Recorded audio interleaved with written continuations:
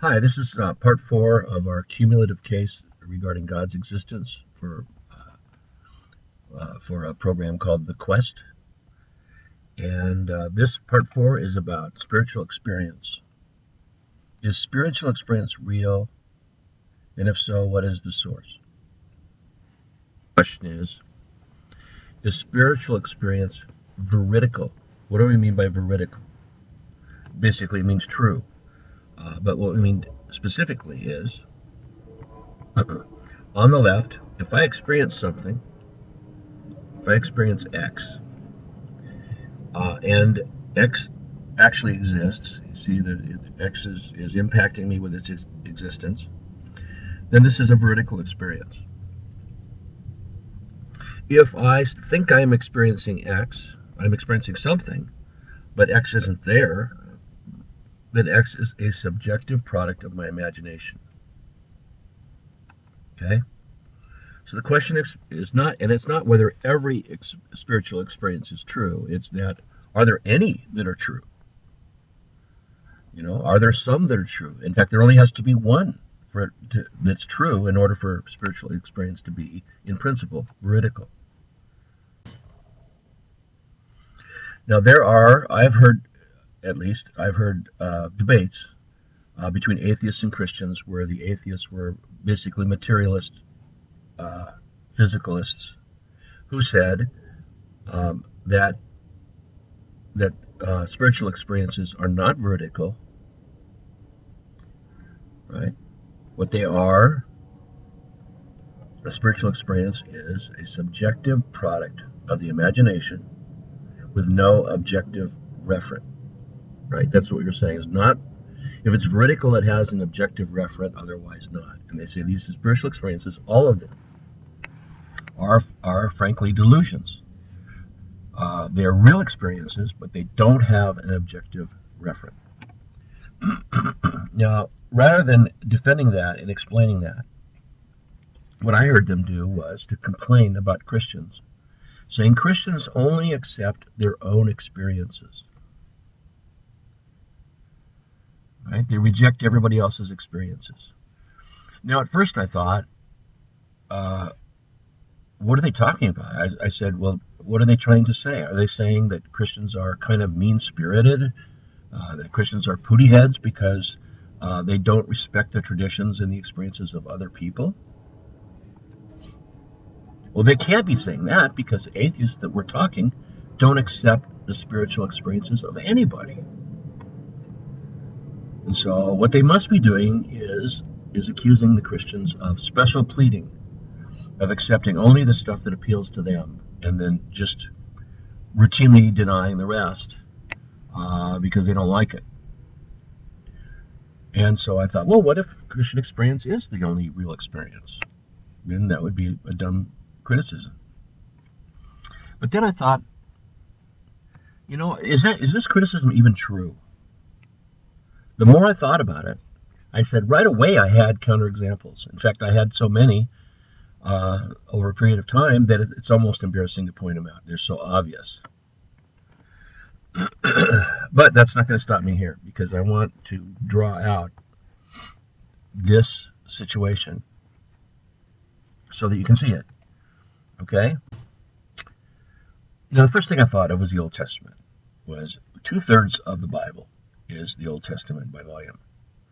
And, of course, there's no Christians in the Old Testament, so how can there be Christian experience in the Old Testament? These are experience. This is Moses parting the Red Sea. Well, God parting the Red Sea with Moses holding his arm up like he's doing something. And these were experiences that occurred to the Jews and the pagans themselves. In fact, the flight from Egypt is a great example where the Jews and the pagans saw the same miracles, the plagues and the parting of the Red Sea and all that.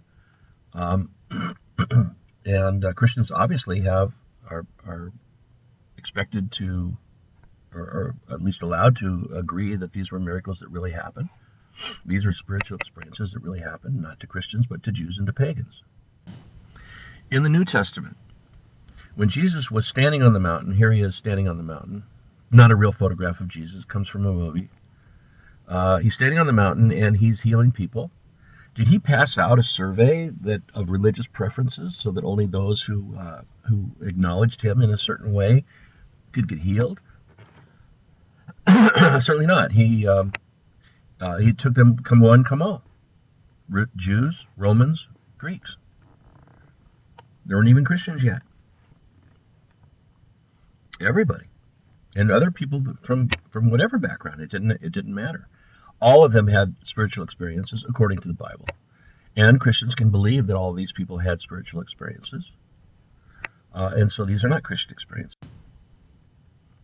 And of course, when somebody is converted to Christianity, they often have a testimony of something that God did in their life, some spiritual experience that they had. And obviously they weren't Christians yet when that happened, so that's not Christian experience in a sense, but we're allowed to accept that. And even I know two people, Fred Denman and Michael Hopwood from England, who told me that they had experienced miracles, real miracles, dramatic miracles, and yet they did not become Christians, and so this was not a Christian experience as such. In fact, I asked Fred, I said, well, you don't even believe in miracles, and yet you say you had one. How do you square that? How do you reconcile that? And he said, I don't. So here's Chuck Smith with some guy being pretty happy here. So a pre-conversion. Okay. When you get this far, you say, well, yeah, but these are all, maybe they're not experiences that Christians had, but these are all experiences that point to the Christian God, right? And so how about ones that don't point to the Christian God? They point to something else. Well, that's a good one. What about Hindu and Buddhist experiences in meditation of what is called the undifferentiated field of being, the all? What about that? Well, I thought about this, and at first I didn't know what to think, and then I thought, wait a minute. Os Guinness had a passage in The Dust of Death, which was a book that he wrote in the 1970s, in which he speculated what happens. And he said, maybe what happens is they do have veridical experiences. These are genuine experiences, but they're not experiences of God. They're experiences of creation, of the unity of the created order.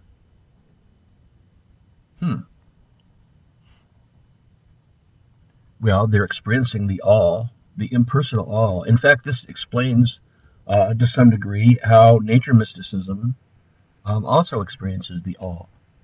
So maybe this is a veridical experience in the sense that there is an objective referent. It just doesn't have quite the spiritual value you might think it would have. It's certainly, I don't know if it's true or not. I don't know if it's established, but it certainly would be acceptable to Christians to accept this. He wrote it as a Christian. And so there's an answer for pantheistic experiences. Now, Muslim experiences, here's a bunch of people praying. I was thinking about this, and I was thinking, now what if you had a Muslim family, and they've got a daughter, and the daughter's dying, and there's nothing anybody can do for her. And so they get down like this, and they pray to Allah. They don't pray to Yahweh, Jehovah, Protestant God, Catholic God, Jesus, Mary, none of those people, right? They pray to Allah. And they put on their prayer shawl, or have a prayer rug, or whatever they do in the Muslim way, and she miraculously gets well. Now, what is a Christian supposed to say about that? Are we supposed to say that has never happened in the history of the world, or that she would have got well anyway, or what do we say? Well, Father Cameron Harriet, who was like a father to me in some ways, like a mentor. Was first a Christian. He told me this. He said, just because God heals someone doesn't mean he endorses their theology. It does mean he loves them and wants to help them. And so we can believe that God works in all kinds of ways, in ways that we don't even understand, for people who are not Christians, and helps them in ways behind the scenes that are not even available to us. And so Muslims can have spiritual experience. Even the dark side. I noticed that there is a creepy thread of in idol worship throughout history. I mean, really throughout history. And that creepy thread is three elements. One is sexual perversion. Another one is fascination with the magical arts. And the third one is human sacrifice, especially child sacrifice. God says, stay away from this. And the implication is that this is really demon worship. There was a real pull on the Jews to do this. And they couldn't help themselves, it seemed. They kept falling into this over and over again. Jesus cast out demons. There is a dark side to the spiritual world, according to Christianity, and it doesn't point to God, it points away from God, but it is veridical. But also, just because it's spiritual doesn't mean it's good. It means it's something you want to stay away from. That brings up the thing about judging experiences, right? Maybe they're saying not that non-Christian experience is not veridical. Maybe they're saying that Christians don't accept it as being as good or acceptable or beneficial as other experiences. I think this is a separate issue. To say that we can't judge our experiences in terms of what's beneficial and what's good and what's not good is just silly. Here's my example. I go to the beach and I'm in the waves on the left here, and I see a little tube there, and I want to try to body surf that. I want to get in that wave, or maybe just dive underneath it if it's too big, and that's fun. But the wave on the right, I don't think I'd want to mess with that wave. If I saw that wave coming at me, I would run away. And so it's okay for us to do that with spiritual experiences too, and use our best judgment as to which ones are helpful to us and which ones are harmful to us. I don't see any special pleading on that at all. I think the issue still is whether they're veridical or not, because they're saying that there's no objective referent to these spiritual experiences. Not that there is an objective referent, but some of them, and they all have to be just as good as the other or something.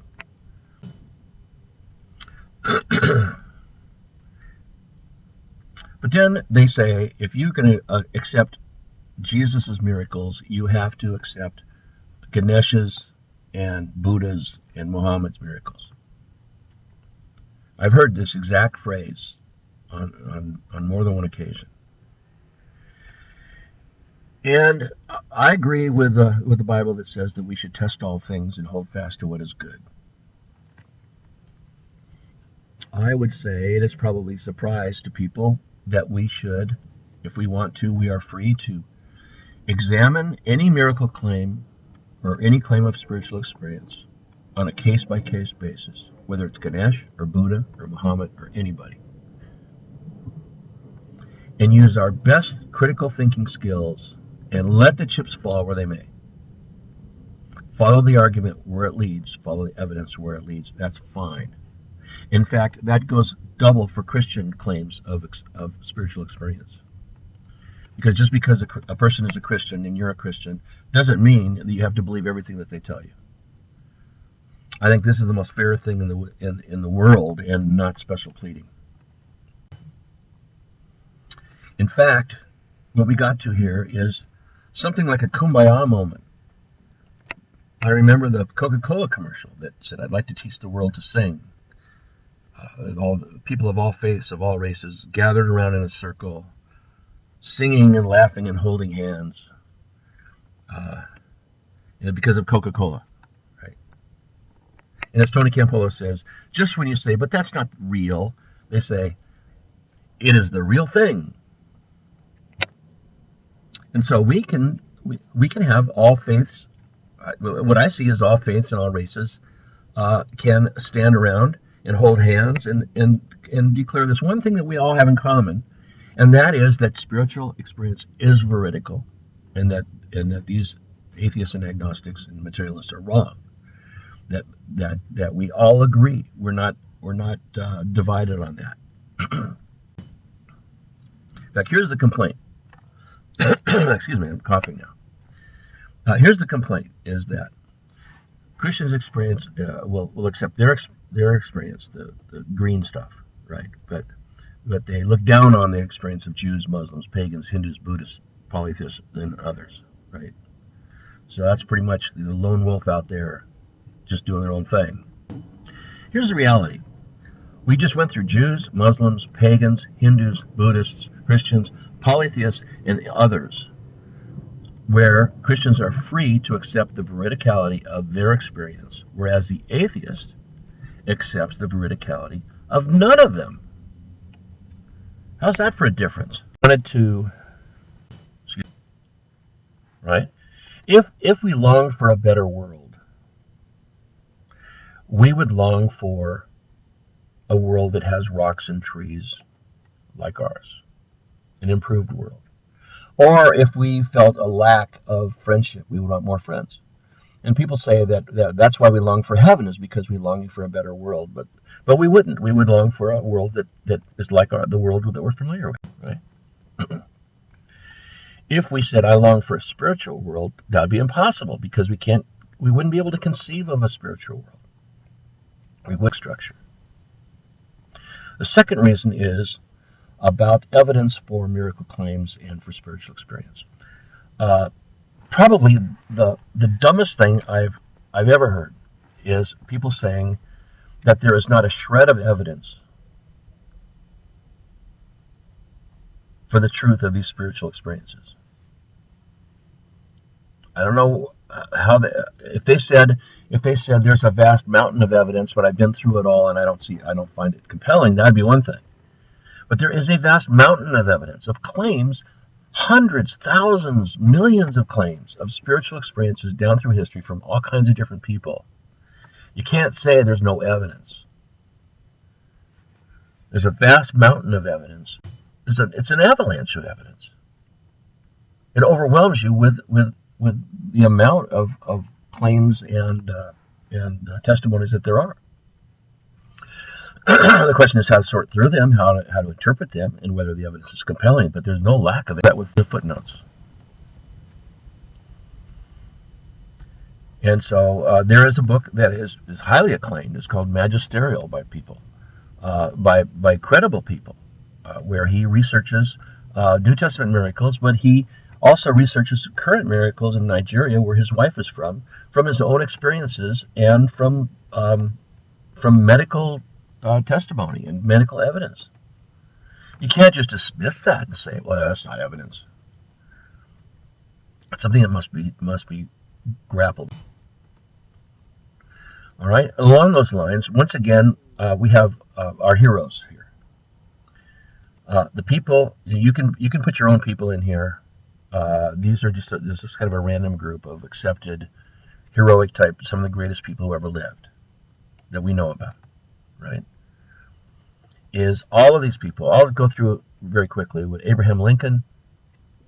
At the top, Harriet Tubman, St. Francis, the Dalai Lama, Martin Luther King, Mother Teresa, Jesus, Muhammad, Gandhi, Buddha. All people who believed so strongly that spiritual experience was veridical that they based a big part of their life on it. Some of them, they based all their life on it. And to say that these are all delusional, I've said this before and I'll say it again, that I enjoy being iconoclastic as much as the next guy. But I don't have the guts to go against all of a vast mountain of experience and the best people who ever lived. It takes a lot to go against that.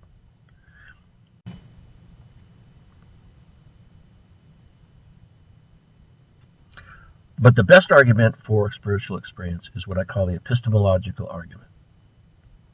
We want to use the rational/empirical method in investigating the world.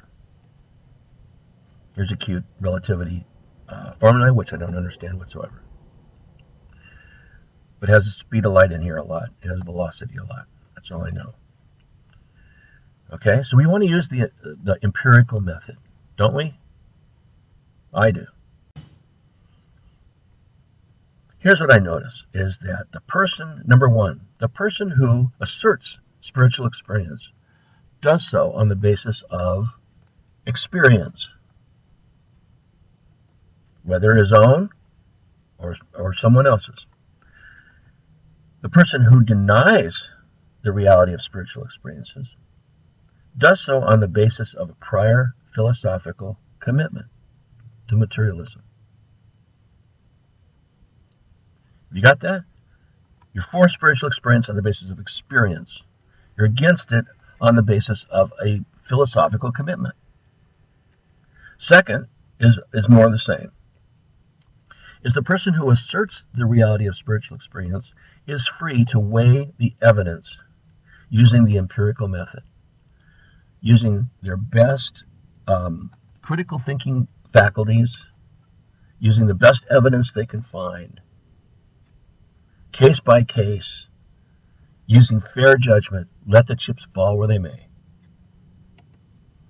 The person who denies spiritual experience does so on the basis of dogma. And I'm thinking for college students, dogma and prior philosophical commitment are not going to be really high on their list of reasons for making life decisions. I think that weighing the evidence and looking at experience is obviously the better way to go. So this I think is the strongest of all the arguments. Now, what is the source? What is the source of the spiritual experience? Well, first of all, something that I noticed is look at this little X in the little circle, in the yellow circle.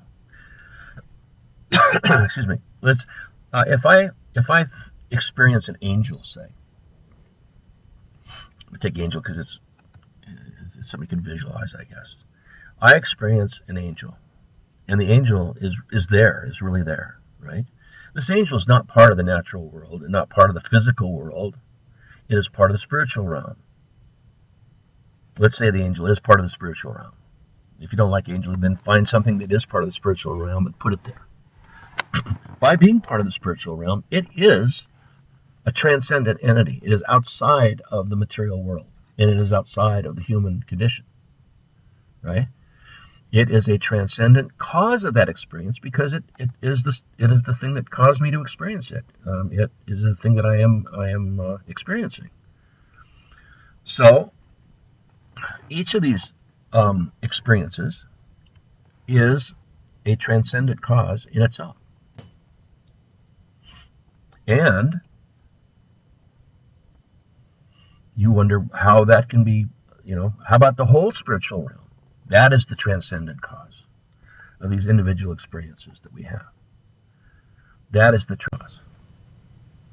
So there is a transcendent source of our spiritual experience, which is that spiritual realm itself, or which is the source of the spiritual realm. It could be that the same creator created both the physical and the spiritual. All right, let's recap. I know certainly that spiritual experience is veridical. That means it has an objective referent. It is not a product of the subjective imagination. We saw that Christians are allowed to accept the veridicality of experiences from all other people. I had 4 reasons for thinking that it's veridical. Number 1, noetic structure. If we lived only in a material world and there was no spiritual world, we wouldn't even have the cognitive capability to conceptualize the spiritual realm. Number 2, there's a vast mountain of evidence throughout history. We should evaluate each claim fairly and critically, let the chips fall where they may. Number 3, to reject spiritual experience entirely would be to dismiss our heroes. And number 4, the epistemological argument that we have just said, as you are contrasting someone who applies critical thinking to evidence on the basis of experience, as opposed to a person who rejects it out of hand based on dogma. This is called, sometimes this is called My mind is made up. Don't confuse me with facts. Invincible ignorance. Is they're not even allowed to look at the evidence because they already have a position against it. And the position is not well argued, and so that doesn't even help either.